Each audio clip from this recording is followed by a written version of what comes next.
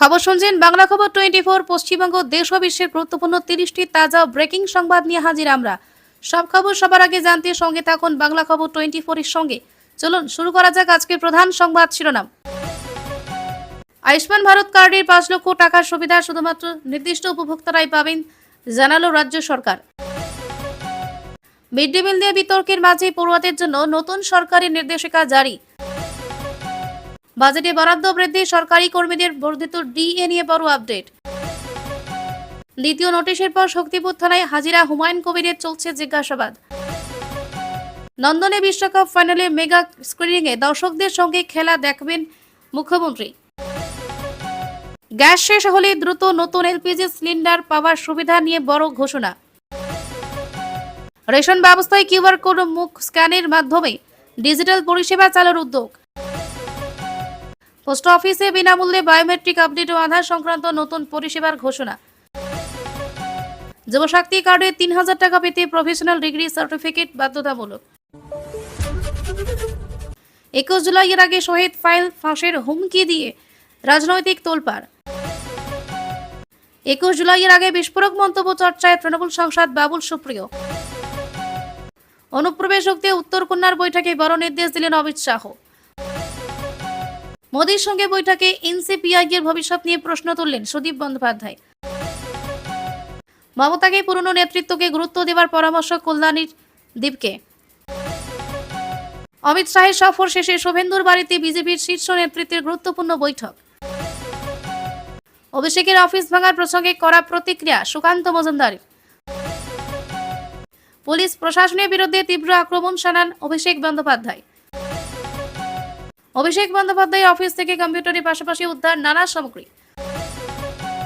প্রাক্তন মন্ত্রী তপন দল ছেড়ে শুভেন্দু অধিকারী প্রশংসা করলেন।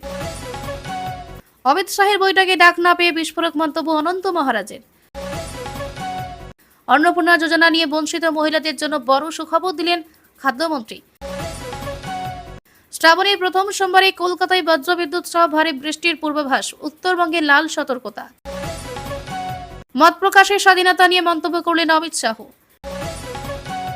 কালীঘাটে তোলাবাজির অভিযোগ ঘিরে নতুন রাজনৈতিক বিতর্ক। ওরা উবেরের বিকল্প হিসেবে ভারত ট্যাক্সি নিয়ে বড় ঘোষণা। নেট পেপার লিক আন্দোলন নিয়ে মুখ খুললেন মনু ভাকের। মাত্র 20 টাকার টিকিটে বেহালার মিউজিয়ামকে নতুন রূপে গড়ার উদ্যোগ। রিটেক ফোনপে ও গুগল পেতে 2000 টাকার বেশি লেনদেনে কর কাটবে কিনা তা নিয়ে বড় আপডেট। মমতা বন্দ্যোপাধ্যায়ের দীর্ঘদিনের রাজনৈতিক সঙ্গী দল ছাড়াই নতুন রাজনৈতিক জল্পনা। এবার শুরু হচ্ছে আজকের বিস্তারিত সংবাদ। তার আগে একটি ছোট্ট অনুরোধ, নতুন দর্শক হলে এখনই বাংলা খবর 24 চ্যানেলটি সাবস্ক্রাইব করে আমাদের পরিবারের সদস্য হয়ে যান। আপনার একটি সাবস্ক্রাইব আমাদের আরো ভালো সংবাদ পরিবেশন করতে অনুপ্রেরণা দেয়। চলুন শুরু করা যাক। আগামীকালের আবহাওয়া। শ্রাবণী প্রথম সোমবারে কলকাতায় বজ্রবিদ্যুৎ সহ তুমুল বৃষ্টি, উত্তরবঙ্গে লাল সতর্কতা। আগামীকাল শ্রাবণী প্রথম সোমবারে দক্ষিণবঙ্গের একাধিক জেলায় বৃষ্টির সম্ভাবনা রয়েছে। কলকাতা ও আশপাশের এলাকায় বজ্রবিদ্যুৎ সহ মাঝারি থেকে অতি ভারী বৃষ্টি হতে পারে। আকাশ সারাদিন মেঘলা থাকার সম্ভাবনা রয়েছে। দমকা হওয়ার সঙ্গে বজ্রপাতের আশঙ্কা রয়েছে। উত্তরবঙ্গের কয়েকটি জেলায় ভারী থেকে অতি ভারী বৃষ্টির পূর্বাভাসও দেওয়া হয়েছে। সেই কারণে উত্তরবঙ্গের কিছু এলাকায় লাল সতর্কতা জারি করা হয়েছে। পাহাড়ি এলাকায় ধস ও নদীর জলস্তর বৃদ্ধির আশঙ্কা রয়েছে। নিম্নাঞ্চলে জল জমে যান চলাচলে সমস্যা হতে পারে। মৎস্যজীবীদের প্রয়োজন ছাড়া নদী বা জলাশয়ে না যাওয়ার পরামর্শ দেওয়া হয়েছে। সাধারণ মানুষকে বজ্রপাতের সময় নিরাপদ স্থানে থাকার নির্দেশ দেওয়া হয়েছে। প্রশাসন পরিস্থিতি উপর নজর রাখছে এবং প্রয়োজনীয় প্রস্তুতি নেওয়া হয়েছে। আবহাওয়ার সর্বশেষ আপডেট দেখে বাইরে বের হওয়ার পরামর্শ দেওয়া হচ্ছে। অনুপ্রবেশ ঠেকাতে উত্তরকন্যার বৈঠকে বড় নির্দেশ অমিত শাহের। সীমান্ত নিরাপত্তা আরও জোরদার করার উপর গুরুত্ব দেওয়া হয়েছে। অবৈধ অনুপ্রবেশ রুখতে সংশ্লিষ্ট সংস্থাগুলোকে কড়া নজরদারির নির্দেশ দেওয়া হয়েছে। উত্তরকন্যায় অনুষ্ঠিত বৈঠকে সীমান্ত পরিস্থিতি নিয়ে বিস্তারিত আলোচনা হয়। সন্দেহভাজন অনুপ্রবেশকারীদের দ্রুত শনাক্ত করার বিষয়ে জোর দেওয়া হয়েছে। প্রশাসনের বিভিন্ন দপ্তরের মধ্যে সমন্বয় বাড়ানোর কথা বলা হয়েছে। সীমান্ত এলাকায় নিয়মিত অভিযান চালানোর নির্দেশ দেওয়া হয়েছে। প্রযুক্তির সাহায্যে নজরদারি আরও বাড়ানোর বিষয়টি গুরুত্ব পেয়েছে। আইন অনুযায়ী প্রয়োজনীয় ব্যবস্থা গ্রহণের নির্দেশ দেওয়া হয়েছে। রাজ্য ও কেন্দ্রীয় সংস্থা যৌথভাবে কাজ করার উপর গুরুত্ব আরোপ করা হয়েছে। জাতীয় নিরাপত্তার সাথে কঠোর পদক্ষেপ নেওয়ার বার্তা দেওয়া হয়েছে। সীমান্তবর্তী এলাকার পরিস্থিতি নিয়মিত পর্যালোচনা করা হবে বলে জানানো হয়েছে। এই বৈঠকে সিদ্ধান্ত নিয়ে রাজনৈতিক মহলেও আলোচনা শুরু হয়েছে।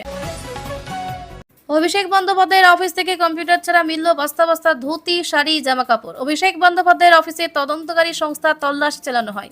তল্লাশিতে কম্পিউটারের পাশাপাশি বিভিন্ন সামগ্রী উদ্ধার হয়েছে বলে দাবি করা হয়েছে।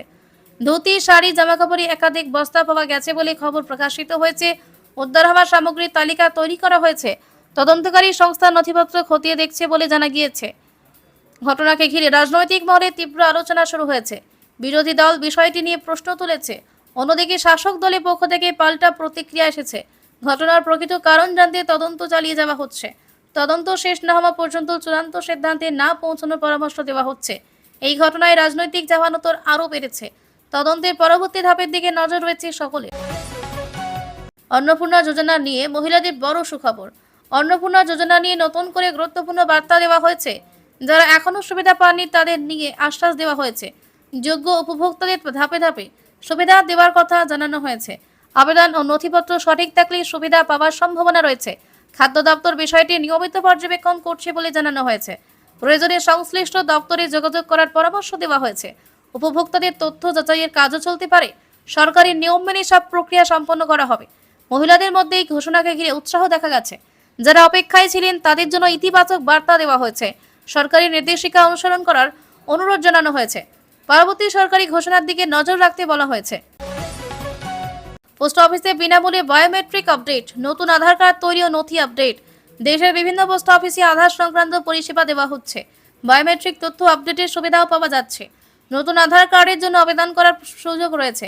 প্রয়োজন হলে নাম, ঠিকানা, অন্যান্য তথ্য আপডেট করা যায়। কিছু পরিষেবা সম্পূর্ণ বিনামূল্যে দেওয়া হয়। আবার নির্দিষ্ট কিছু নথি আপডেটের ক্ষেত্রে সরকারি ফি প্রযোজ্য হতে পারে। আধার আপডেটের জন্য প্রয়োজনীয় নথির সঙ্গে নিয়ে যেতে হবে। আবেদনের সময় পরিচয় ও ঠিকানার প্রমাণপত্র লাগতে পারে। পোস্ট অফিসে নির্ধারিত সময় এই পরিষেবা দেওয়া হয়।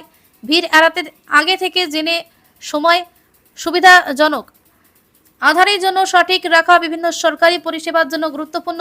সরকারি নিয়ম অনুযায়ী প্রয়োজনীয় প্রক্রিয়া সম্পন্ন করেই আধার আপডেট করা হয়। রেশন কার্ডের ডিজিটাল বিপ্লব। এবার থেকে কিউআর কোড ও মুখ স্ক্যান করে দেওয়া হবে রেশন ব্যবস্থাকে আরো আধুনিক করতে নতুন ডিজিটাল প্রযুক্তি চালুর উদ্যোগ নেওয়া হয়েছে। রেশন কার্ডে কিউআর কোড ব্যবহারের ব্যবস্থা করা হচ্ছে। প্রয়োজনীয় মুখ স্ক্যানের মাধ্যমে পরিচয় যাচাই করা যাবে। এর ফলে উপভোক্তা শনাক্ত করা সহজ হবে। স্বচ্ছ দ্রুত রেশন বিতরণ নিশ্চিত করাই এই উদ্যোগের লক্ষ্য। ডিজিটাল যাচাইয়ের মাধ্যমে অনিয়ম কমানোর চেষ্টা করা হচ্ছে। প্রকৃত উপভোক্তাদের সুবিধা পৌঁছে দেওয়ার উপর জোর দেওয়া হয়েছে। প্রয়োজনীয় তথ্য সরকারি নথির সঙ্গে মিলিয়ে দেখা হবে। নতুন ব্যবস্থা ধাপে ধাপে কার্যকর করা হতে পারে। উপভোক্তাদের সরকারি নির্দেশিকা মেনে চলার পরামর্শ দেওয়া হয়েছে। রেশন পরিষেবাকে আরও সহজ ও নির্ভুল করার লক্ষ্য নেওয়া হয়েছে। সরকারি নিয়ম অনুযায়ী এই ডিজিটাল পরিষেবা চালু করা হবে। যুবশক্তি ৩,০০০ টাকা পেতে প্রফেশনাল ডিগ্রি সার্টিফিকেট জমা বাধ্যতামূলক। যুবশক্তি প্রকল্পে আবেদনকারীদের জন্য নতুন নির্দেশিকা জারি হয়েছে। ৩,০০০ টাকার সুবিধা পেতে প্রফেশনাল ডিগ্রি সার্টিফিকেট জমা দিতে হবে। যাদের চূড়ান্ত ডিগ্রি এখনো হাতে আসেনি তারা এই নথি ব্যবহার করতে পারবেন। সংশ্লিষ্ট শিক্ষা প্রতিষ্ঠান থেকে সার্টিফিকেট সংগ্রহ করা হয়। আবেদনের সময় অন্যান্য প্রয়োজনীয় নথি জমা দিতে হবে। নথিপত্র সঠিক থাকলে আবেদন যাচাই করা হবে। ভুল তথ্য দিলে আবেদন বাতিল হতে পারে। সরকারি নির্দেশিকা অনুযায়ী আবেদন সম্পূর্ণ করতে হবে। যোগ্য আবেদনকারীদের ধাপে ধাপে সুবিধা দেওয়া হবে। অনলাইনে বা নির্ধারিত কেন্দ্রে নথি জমা দেওয়ার সুযোগ থাকতে পারে। আবেদন করার আগে সব নথি ভালোভাবে যাচাই করার পরামর্শ দেওয়া হয়েছে। পরবর্তী সরকারি বিজ্ঞপ্তির দিকে নজর রাখতে বলা হয়েছে। আয়ুষ্মান ভারত কার্ডে ৫ লক্ষ টাকার সুবিধা কারা পাবেন? আয়ুষ্মান ভারত প্রকল্পের নির্দিষ্ট যোগ্য ব্যক্তিরাই সুবিধা পাবেন। যোগ্য উপভোক্তাদের জন্য বছরের নির্দিষ্ট সীমা পর্যন্ত চিকিৎসার সুবিধা রয়েছে।